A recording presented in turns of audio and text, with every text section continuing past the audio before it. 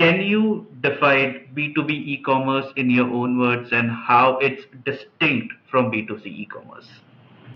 Good question, and not as simple as it sounds. Yeah, because you can see hear different opinions on this. Some people say B2B e-commerce is almost the same as B2C. Others say it's completely different. Both parties are right, but they're talking about different use cases and different type of companies. One thing that definitely important for B2B and different for B2B, we have different customers. Instead of individual or consumer, we are dealing with organization. There's still some people who are buying, but they're buying on behalf of organizations. So this is that's really one of the first key differences. Yeah.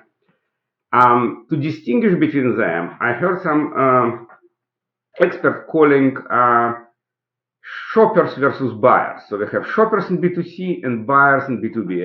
I really like it because it's kind of, as soon as we start using different words, we're getting less confused. Yeah. So let's talk about B2B buyers.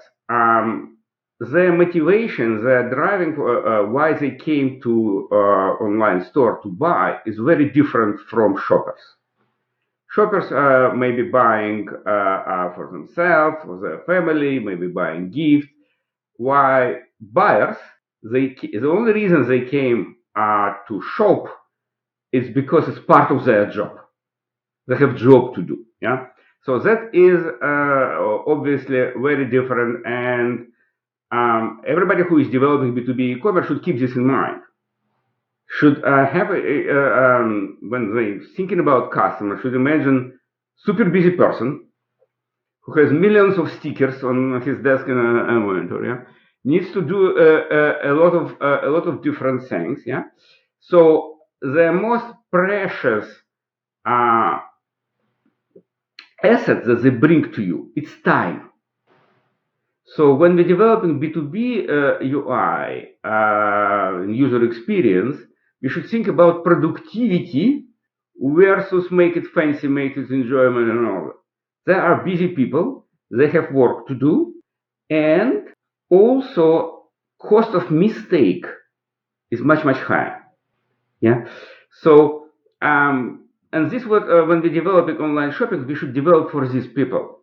They dealing with more complex or they're super busy, and sometimes they're even ready to satisfy small price difference for convenience, because time is the main asset that they bring, and this is in short supply. Yeah. So this kind of the first thing, to think about them as organization and think about them as buyers versus shoppers. But now the kind of where confusion starts is what is B2B e-commerce, and some people saying it's the same as B2C, and others saying it's not. And both are, as I said, both parties are right.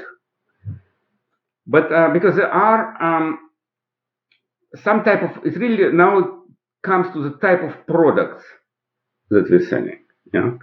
So if somebody is selling office supplies, so this is the same type of products that you can find in B2C shops.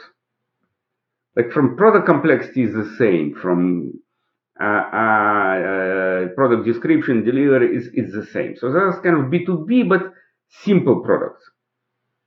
There's still some difference in B2B, but they're simple products. But you can also have B2B when you're buying complex machinery, or you're buying spare parts for another complex machinery, you know? And this is different B2B. Right.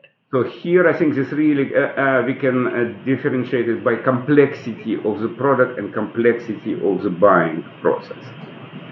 Great. So you mentioned three key points. One is the shopper versus buyers. They have a job to do. They need to do this, you know. Yes. And I really like the point which you mentioned, that there is a huge consequence if it doesn't, if they do it right. The price they pay is huge. And the last one, yes, the complexity of the products may increase and get extremely complicated. Yes. And there's many other differences coming out of this, and I'm sure we'll cover it in the course of our conversation. But that's a key. Understand different buying persona, their motivation, and complexity they're dealing with.